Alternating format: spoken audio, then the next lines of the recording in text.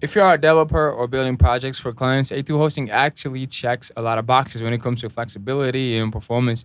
First, A2 supports a wide range of developer friendly tools out of the box. You can choose your PHP version from legacy to the latest builds right inside cPanel. It also supports Python, Ruby, Node.js, Perl, and even Git, which is perfect for managing versions or deploying updates from your repo.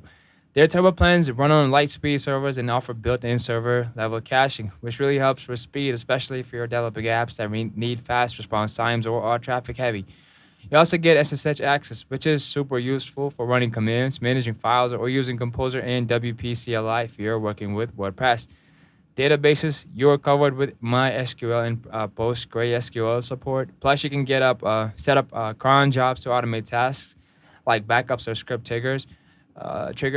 And if you're working on multiple sites or staging environments, the add-on domains and subdomain features make it easy to separate projects under one account.